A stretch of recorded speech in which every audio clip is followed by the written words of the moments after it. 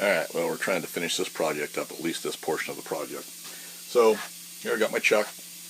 I have got my jaws prepped here and everything. I was going the bases of my jaws. I was going to tumble them. I ended up and threw them in the sandblaster and sandblasted them off. So let me bring you a little bit closer. I'll show you what I got going on. So here's our chuck. Here's our jaws, and as I said, I sandblasted them on. Now, they've each been individually fitted to a jaw. So like this is number 3 here. I don't know how well that shows up, but that's jaw number 3. They're all 3 are numbered that way, and I'll number the other set of them as we get that far. But they'll sit right down on here like this. This is number 1.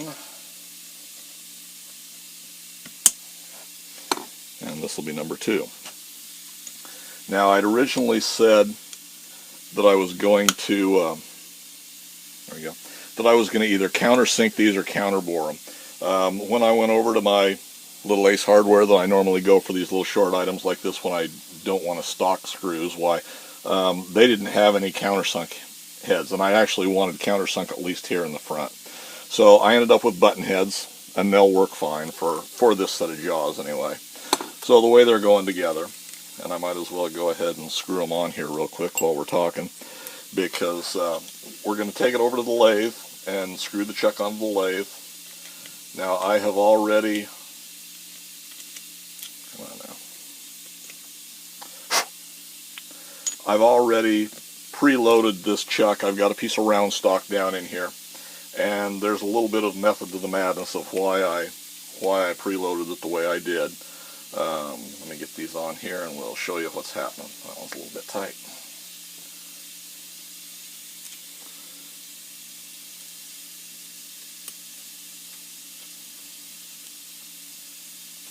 So what I've done is I've moved them to this diameter because we're going to fit this ring. And the inner diameter, this is slightly smaller than what I actually want to bore it to.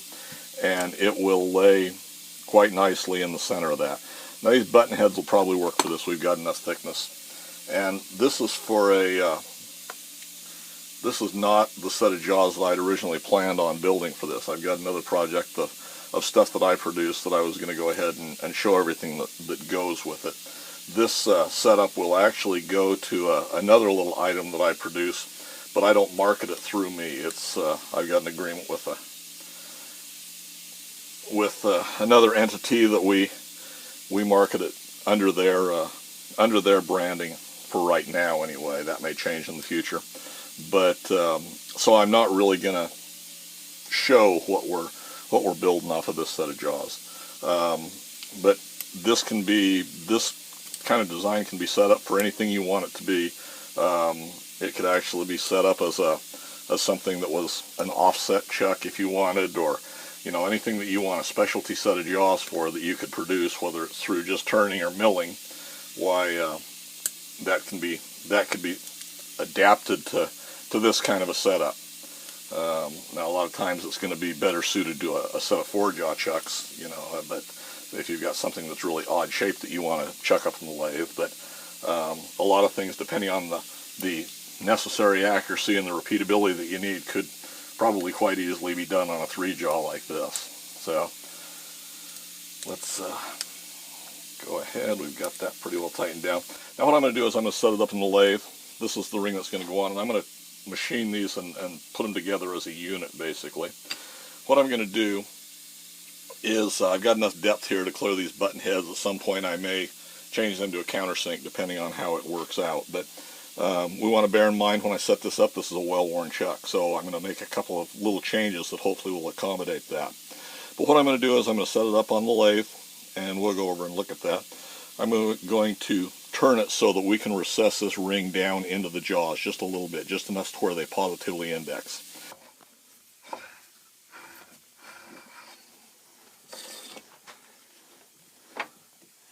We've got lots of room to play with this, so we don't have to worry about being too awful precision until we start cutting it.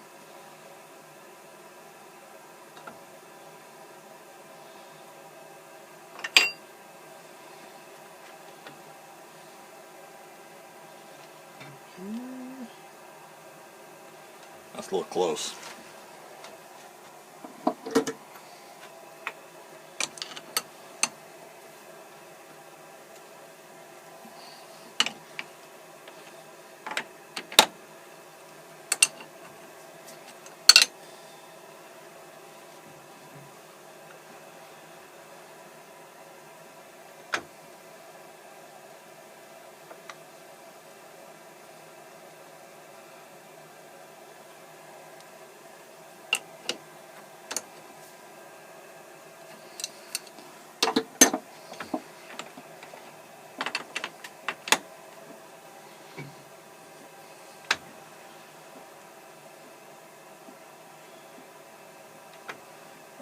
a little better.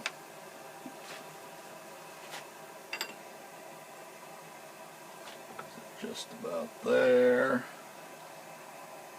Looks to be about right. Starts to cut right there.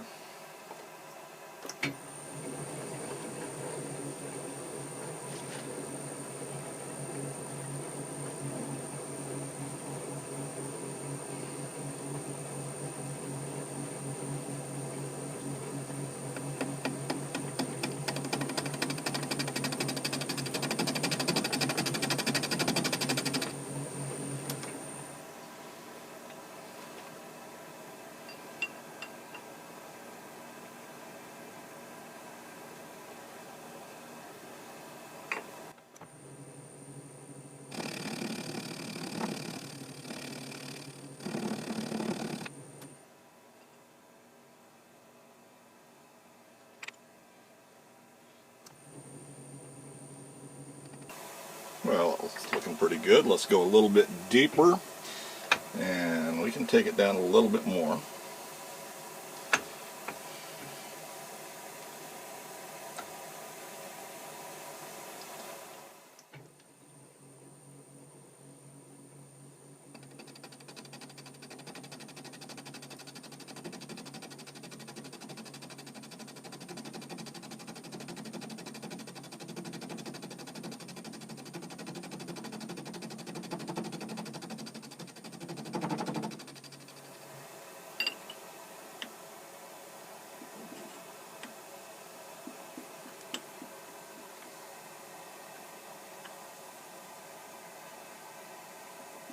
Okay, I think that's going to be a real good fit right there. Now I was going to unbolt the jaws and clamp it down to do that. I think I'm going to have to TIG weld them, just tack them. We'll just tack them 1 or 2 places on each jaw to hold it in position with it still in the chuck, and then we'll pull the jaws off and finish welding them up.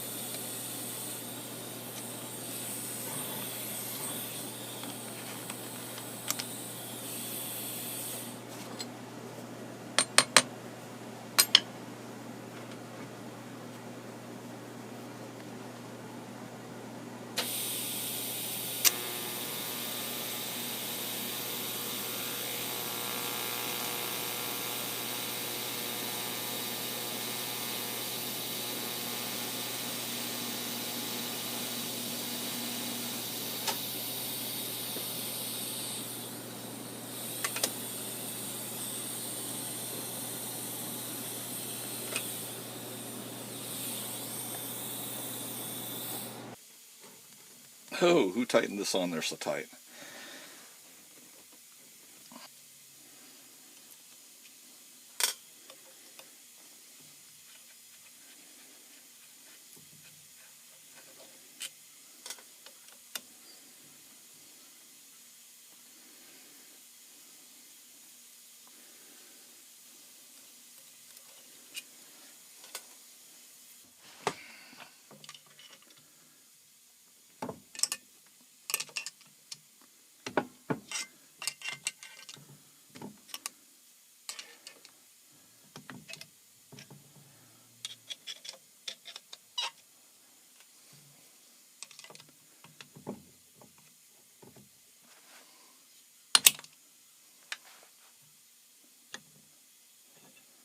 Okay.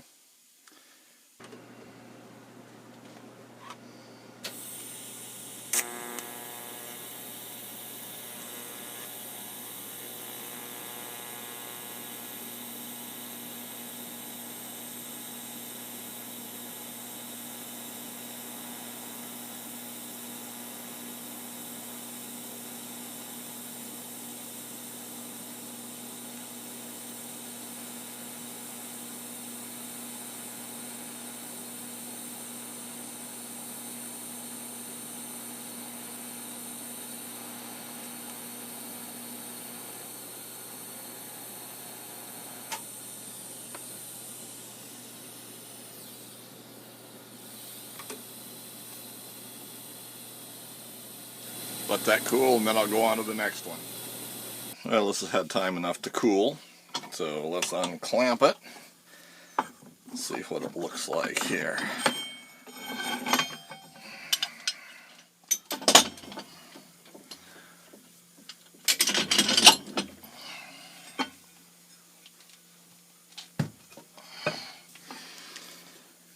There's our set of jaws the way it is. So I don't know if this is going to go back on here again or not. This is 2. They should sit on here just like this if we're halfway close.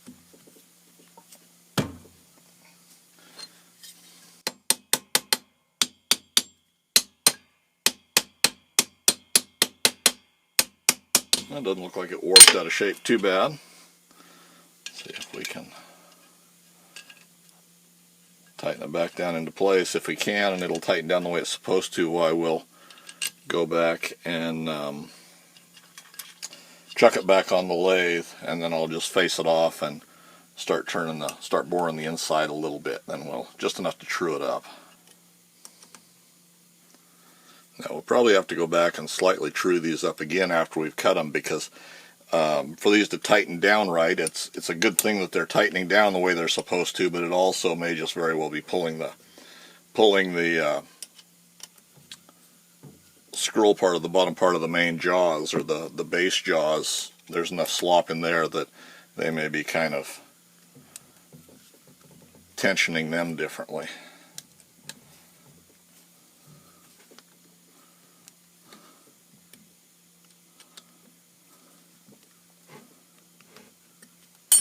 Alright, well, it looks like it's actually clamped down pretty well. So, like I say, I think we're going to take it over to the lathe. We'll initially bore it on the inside, and go ahead and turn our face off. So, let's go over there and we'll see what that looks like.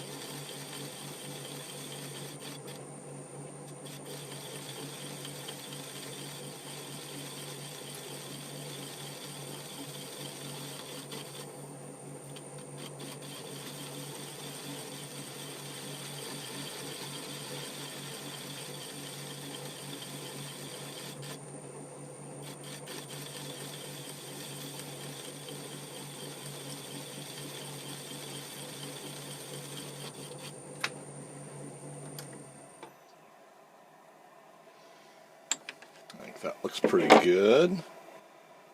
Let's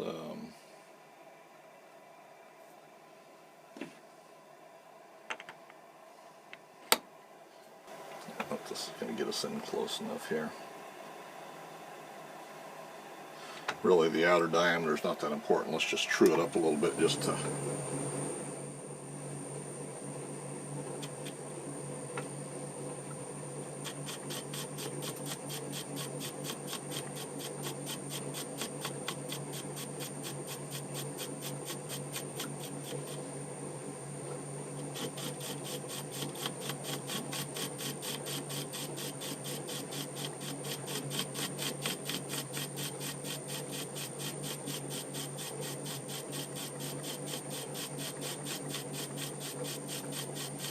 Well, I wasn't sure exactly what path I was going to take when I started machining this down, but I think now I'm going to go ahead and set about a 5-degree bevel on this,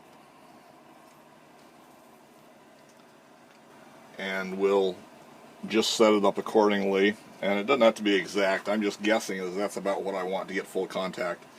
And there's a little bit of room for movement in there anyway, so it will work out fine.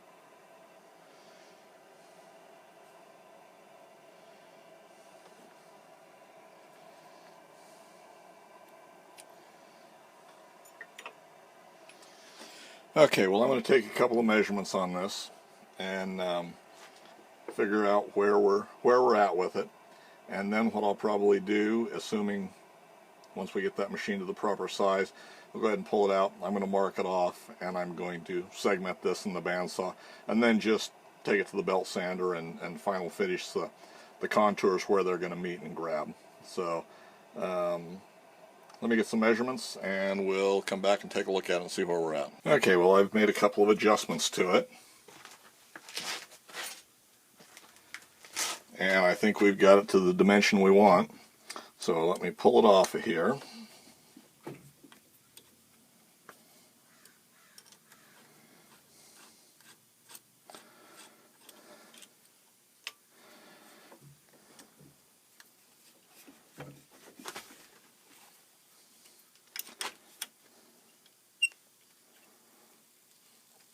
Now it'll be interesting to see once I get this separated, the parts separated and everything smoothed down and put back in, if everything's going to maintain that alignment. I'm very confident that it's going to be close enough for what this application is, because I think it's going to line up just fine. I do see a little distortion in it as when I loosen this bolt, I see it pull up a little bit. So that may or may not become an issue as time goes on, but I anticipate having to go back and do the final contour again, or the final inside dimension again, and maybe true up the outer edge a little bit. We're just a little bit undersized, which is close enough to where if everything lines up right, it will work all right. But if it's too much out, we've got enough material, we can go ahead and make some adjustments to it if we need to.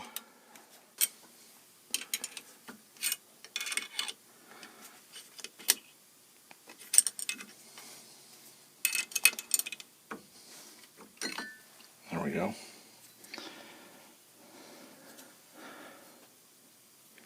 So let's go over to the bench and lay it out and see what we can come up with here. Well, I set my compass for 1.25 inches. There again, nothing super exact on this, but what I'm going to do is just take the basically the center point of where the center marks are for each jaw, and we're just going to mark them across that way, both sides.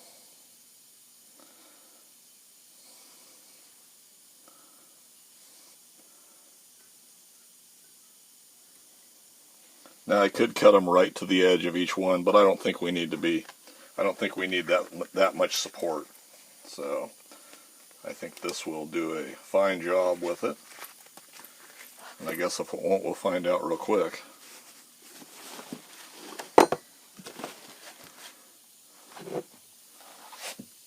So let's take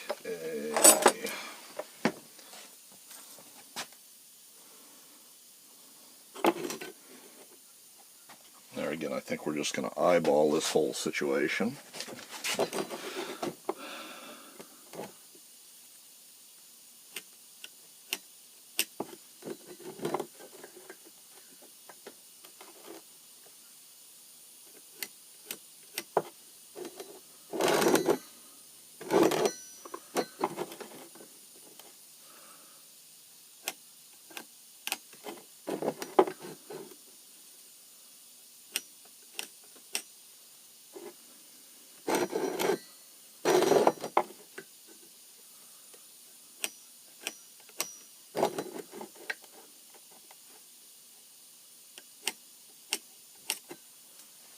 There we go. And that's plenty accurate for this. So what we're going to do now is just take it over to the bandsaw, and I'll just manually cut each of those sections out. We'll smooth them up. Well, I'm just about to go off the sandblaster with them, but that's what they look like. Just radius the edges on them a little bit. And after we cut them out in the bandsaw, they're going to make basically we've got the equivalent of a pot chuck. But anyway, let's take and sandblast them off, and then we'll go back and mount them on the chuck. This is what our jaws look like. Hit them with the sandblaster.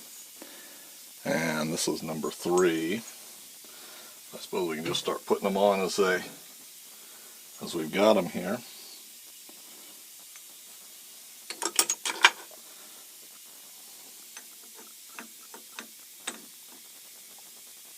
Just like that.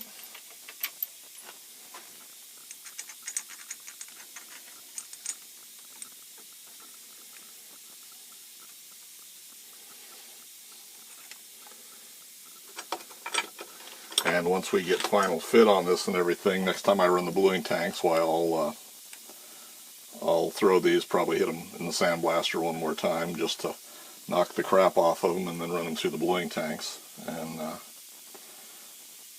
then we can consider these to be done.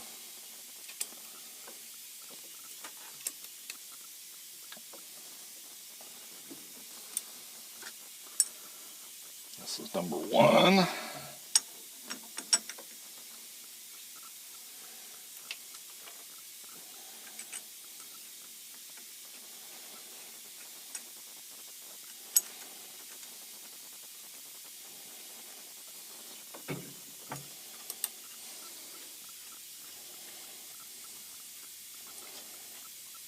Now the idea with this is the piece that goes back in here to be turned will set back in.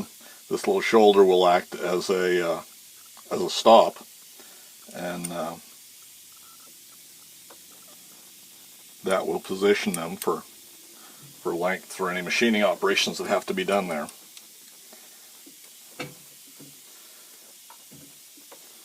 Now this is still set in the initial position that it was.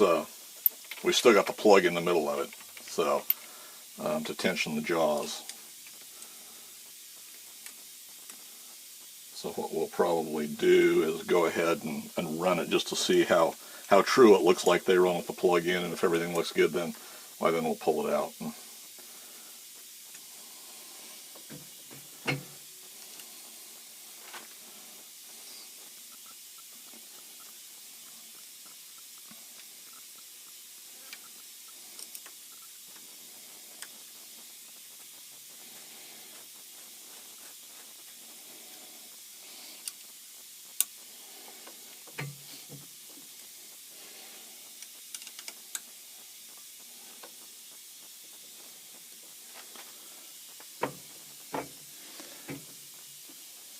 Well, that's what it looks like, and our stock will fit inside. Let's see how it acts here.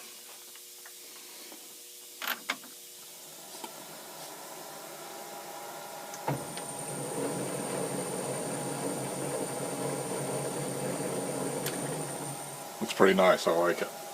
Okay. So now, if we take our plug out of the center,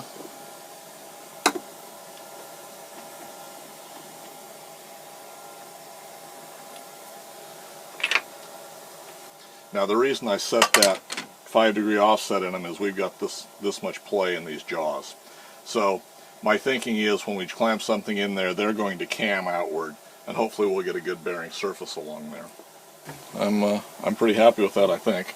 We'll see how it actually retains, but it looks like it runs pretty true. It looks like it does what it's intended to do. Like I say, we've got quite a bit of wear in these jaws, so that may or may not be an issue when we start actually using it.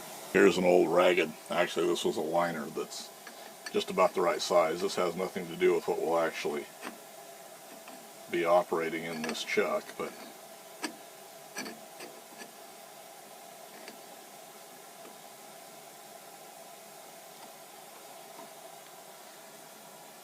should be able to tighten it down and run relatively true.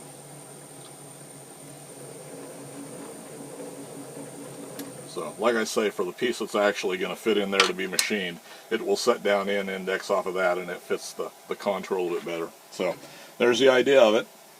So, next time I fire up the bluing tanks, I will probably clean these up and throw them in. But I consider this pretty well done. I think this is going to do everything I want it to do. I could spend a bunch more time talking about it. We could wait until I got them actually blued up and finished out, and then take a look at it, but you'll see it in operation at some point in time, or a set of jaws like it. But anyway, that's a way you can make virtually any kind of set of jaws you want to set up something to turn in the lathe. You know, these could be a bigger piece of aluminum, flat stock, whatever the case may be. It could be machined out to accept an oddball shaped contour, you know, some sort of a link that you needed to bore the center of one end or something like that. So I'm going to consider this pretty well done. I think I'm very happy with that. This is one of those projects that when you look at it, you have to decide, was it really worth it to do it? And on the one hand, it wasn't. You know, there's other ways I could have set up to do the operations that I'm going to do on this particular setup. Should I have wasted this much time setting up a chuck to do this with? Probably not, but it was a good project, and I've taken a chuck that was virtually useless to me anyway, and we've made it into something useful, even though it is going to be for specialized operations. So, you know, in that respect, well, yeah, it was worth doing. You know, otherwise we could have thrown it in the scrap pile, and that's where it would have ended up, you know. So I hate to do away with any tooling that we can get any use out of whatsoever. So this is one that I think will, for certain applications, I think for certain applications will work quite well. And hopefully you found it a little bit interesting. Hopefully it gave you some ideas. We'll continue to build jaws for it, and you know, hopefully get a little more use out of it than what we would have gotten otherwise. So if you haven't already, I'd appreciate it if you hit that subscribe button. If you hit the bell notification, you'll know when I put out a new video. And any comments or suggestions, leave them in the comments section for me below. And as always, thanks for taking the time to watch.